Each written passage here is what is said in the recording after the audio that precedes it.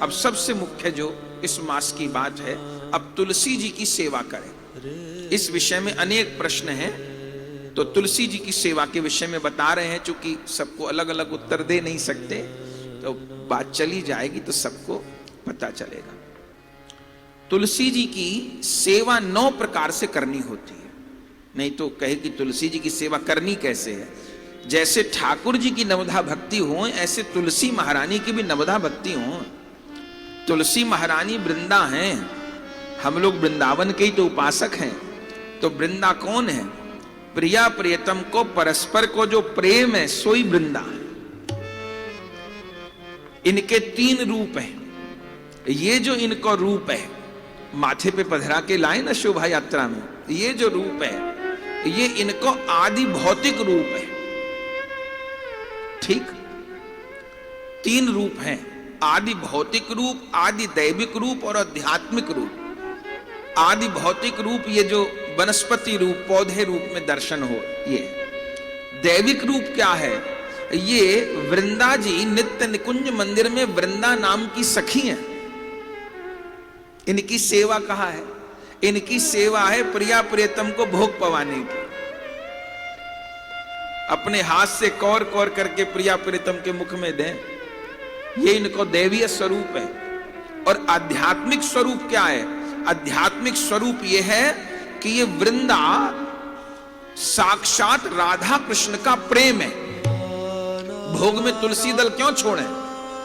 भोग में तुलसी दल इसलिए छोड़ रहे हैं कि हमारे पास वो प्रेम नहीं है जिस प्रेम के कारण ठाकुर जी भोग आरोग लें। तो हम वो प्रेम कहां से लाएं? शबरी मैया वाला प्रेम कहां से लाएं? विदुरानी जैसा, गोपांगनाओं जैसा प्रेम कहां से लाएं? तो एक तुलसी पत्र छोड़ दिए भोग में, तो उस प्रेम तत्व की पूर्ति हो गई। बिन तुलसी पत्र के ठाकुर जी कोई भोग स्वीकार नहीं करें। अपने मन से कुछ भी कहते रहिए। तो आध्यात्मिक स्वरूप है वृंदा महारानी का कि वो प्रिया प्रीतम को परस्पर को प्रेम है। तो इनकी भी नवधा भक्ति है। तो चौथा बिंदु दामोदर मास की नियम सेवा में तुलसी जी की सेवा है। इसमें 9 प्रकार से तुलसी जी की सेवा करें। बात छोटी छोटी है पर क्रम से समझनी चाहिए। ये नवधा भक्ति है तुलसी जी की।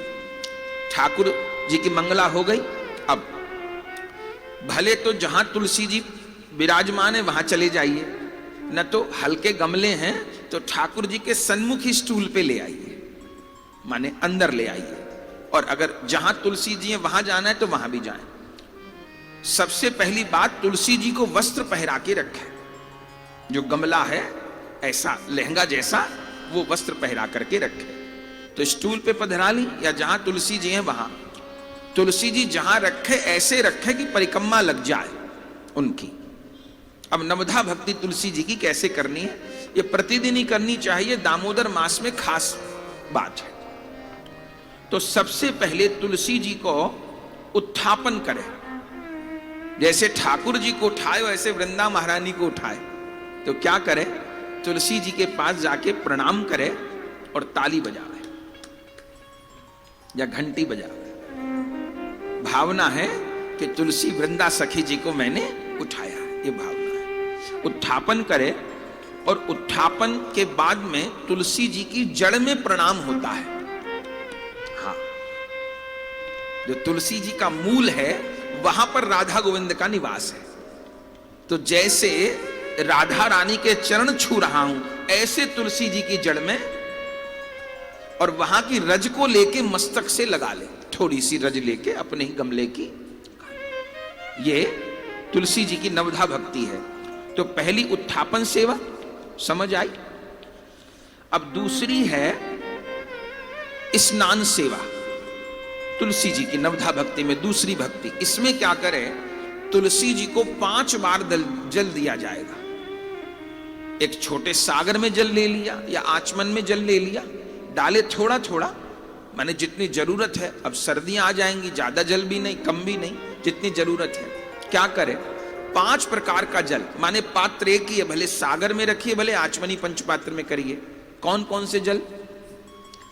पादौ पाद्यम समर्पयामि, चरण धुरावे को जल, हस्तौ जलम समर्पयामि, हस्त कमल धुलाने का जल डाल रहे हैं वही भावना, पादोपाद्यम चरण धुलाने को जल, हस्तौ जलम समर्पयामि, हस्त कमल धुलावे को जल, फिर आचमनियम जलम समर्पयामि, आचमन करावे को जल, फिर पानीयम जलम समर्पयामि, पान कराने के लिए जल, और फिर सर्वांग स्नानन जलम समर्पयामि, सर्वांग स्नान के लिए जल।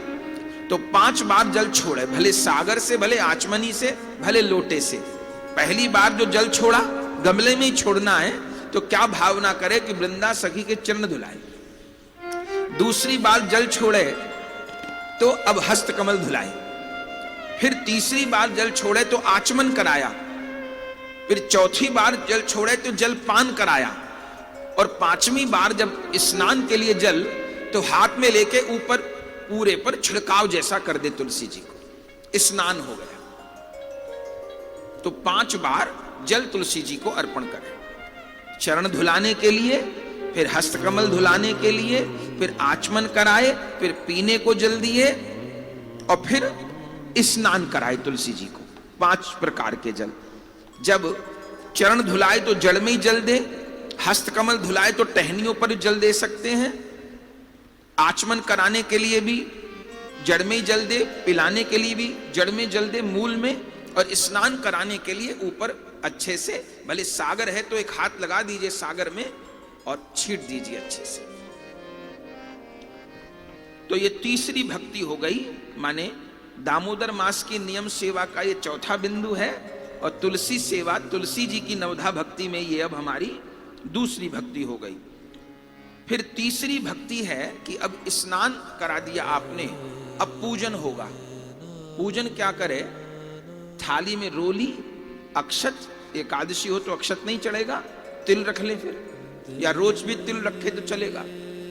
तो रोली, चंदन, अक्षत या तिल और कलावा। तो जड़ में, मूल में रोली लगा दे, चंदन लगा दे, एकादशी नहीं तो अक्षत छोड़ दे, एकादशी है तो तिल छोड़ दे। उसके बाद फिर कलावा अर्पण करे। कलावा वस्त्र है तो ऊपर एक कलावा अर्पण कर दे। कोई ऊपर से वस्त्र धराते हैं तो प्रतिदिन वस्त्र भी धरा सकते हैं, न तो पूरे दिन प्रतिदिन कलावा, अगले दिन पहले वाले कलावे को मंगल कर देंगे, नया कलावा छोड़ देंगे।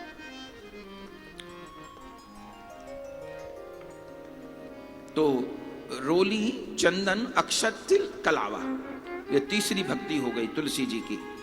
फिर तुलसी जी की चौथी भक्ति है कि भोग धरे तुलसी जी को अलग से, कुछ मेवा, मिश्री, बतासा जो है, पर इसमें ध्यान रखे कि तुलसी जी को प्रसादी वस्तु भोग लगती है।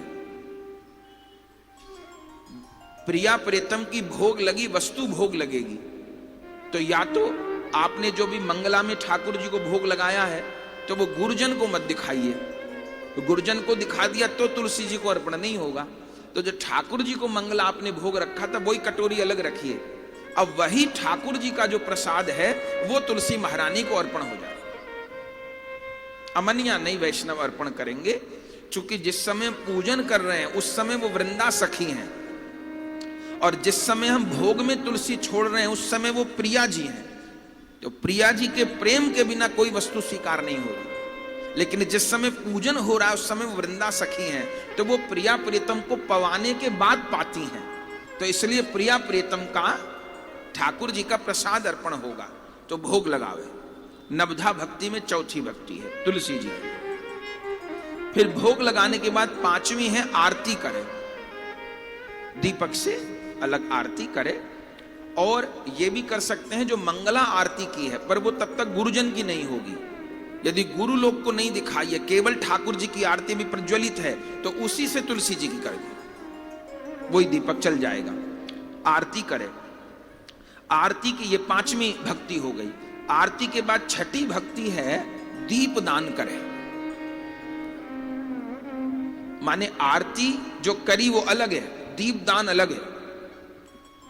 आरती का दीप तो आरती कर दी, उससे दीप दान नहीं होता है, दीप दान अलग करे। आरती कर दी, दीप दान करे। वो तुलसी जी के पास में एक दीपक पधरा दे और थोड़ा बड़ा ले सकता है, माने घंटा 2 घंटा, इसके बाद जो और हम लोग अंगों का पालन करेंगे, 9 नियम, उस समय जुड़ा रहे दीपक, घंटा 2 घंटा ऐसा एक दीपक जोड़ दे। इसमें भी जो अगर घर पे सूखी तुलसी रखी है, काष्ठ होते हैं ना पतले पतले, फेंके नहीं उनको कभी, तो वो तुलसी काष्ठ है तो उन पे रुई लपेट लीजिए और उनको घी में भिगो लीजिए, तो बत्ती की जगह उस तुलसी काष्ठ का प्रयोग करें। पर दीपदान नहीं तो साधारण बत्ती से करे तो दीपदान कर दे। फिर सोच ले कि रोज 1 दीपक करना है, 2 दीपक करने हैं, 2 दीपक तो करे, क्योंकि जुगल है, ज्यादा भी कर सकते हैं, 5वीं दीपक रोज तुलसी जी पे जोड़े, कम से कम 2 तो जोड़े, दीपदान करें। दीपदान के बाद में, दीपदान छठी भक्ति हो गई तुलसी जी की, फिर वंदना करें तुलसी जी की। वंदना अपना जो ग्रंथ है उसमें दोनों तुलसी जी की प्राचीन वंदना लिखी है, हिंदी वाली भी बंगला वाली भी। नमो नमो तुलसी महारानी, वृंदे जी महारानी नमो नमो, जाको पत्र मंजरी कोमल, श्रीपति चरण कमल लपटानी, धन्य भाग तुलसी पूर्ण तप किए रे, शालिग्राम की महापट रानी। पूरी ये तुलसी जी की वंदना है, इसको कर ले। और फिर बंगला वाली भी वंदना है, नमो नमो तुलसी कृष्ण प्रेयसी, व्रजे राधा कृष्ण सेवा पाबो ऐ अभिलाषी, मुझे वृंदावन में राधा कृष्ण की प्रेममयी सेवा प्रदान कीजिए, मैं आपको प्रणाम करती हूँ। तो तुलसी जी की कम से कम 1 न तो दोनों वंदना कर ले सवेरे। ये तुलसी जी की 7वीं भक्ति हो गई, वंदना करें। फिर 8वीं भक्ति है परिक्रमा करें तुलसी जी की। कितनी करें? कम से कम 4 परिक्रमा करें। परिक्रमा करते समय यह ध्यान रहे कि तुलसी जी की छाया पे पैर न पड़े। माने लाइट जल रही है, बत्ती जुड़ी है, छाया पड़ रही है, तो पैर, छाया पे पैर नहीं पड़े, छाया बचा के चले। या सूखे दल न पड़े हो नीचे, तो पहले जब जाए तो कपड़े समेट दे। तुलसी जी के सूखे दल उनके अंदर भी डाल सकते हैं, तो सूखे दल न पड़े हो, मेरा उस पे पैर न पड़ जाए, और तुलसी जी की छाया पे पैर न पड़ जाए। तो परिक्रमा करे, कम से कम 4 परिक्रमा करे, इससे ज्यादा करनी है तो 12 करे। ऐसे तुलसी जी की परिक्रमा का 3 बार विधान है, माने तीनों संध्याओं में 4-4 परिक्रमा का है। तो एक दिन की एक साथ 12 कर ले, नहीं तो 4 कर ले। और ज्यादा जो वैष्णव जन पूछ रहे हैं तो प्रतिदिन 108 कर लीजिए, 108 कर लीजिए प्रतिदिन, आप कर सकते हैं, पर कम से कम 4 तो करे ही। समय है तो 108 कर लीजिए। तो ये 8वीं भक्ति होगी, परिक्रमा करे। उसके बाद फिर 9वीं है प्रणाम करें तुलसी जी को, दंडवत प्रणाम करें। माता बहन लेट के कभी प्रणाम नहीं करती हैं, पंचांग प्रणाम करें। जिनके घुटने ठीक है वो घुटना मोड़ के प्रणाम करें। और भाई लोग साष्टांग कर सकते हैं, पर तुलसी जी को साष्टांग करना होगा तो कमर से ऊपर के वस्त्र निकालने होंगे। तो घर में है क्या समस्या है, तो कमर से ऊपर के कपड़े निकाल दे, कमीज बनियान कुर्ता बगलबंदी जो है, और फिर साष्टांग लेट करके तुलसी जी को प्रणाम करें। उस समय जब दंडवत जो पुरुष वैष्णव हैं वो करें, तो उस समय पीछे वाला एक चरण दूसरे चरण पर रख ले लेटते समय, और दोनों हाथों को ऐसे कर ले, लेट कर प्रणाम करें। और भावना करे कि मेरा जो शीश है वो वृंदा सखी के चरण कमलों में रखा है, वो मेरे जीवन के अनर्थ नष्ट कर रही हैं और मुझको राधा गोविंद का दिव्य प्रेम प्रदान कर रहे हैं। तो ये तुलसी जी की नवधा भक्ति है, माने दामोदर मास का 4था नियम है ये तुलसी सेवा, और 9 भक्ति तुलसी जी की। तो बताइए क्या क्या बताया तुलसी जी की 9 भक्ति। क्रम से देख लीजिए, उत्थापन कराना है, फिर उसके बाद में स्नान कराना है 5 बार जल, फिर पूजन करना है रोली अक्षत कलावा इत्यादि से, फिर भोग धरना है, फिर आरती करनी है, फिर दीपदान करना है, फिर वंदना गानी है, और फिर परिक्रमा देनी है, और फिर प्रणाम करना है। तो ये तुलसी जी की सेवा इस प्रकार करनी है।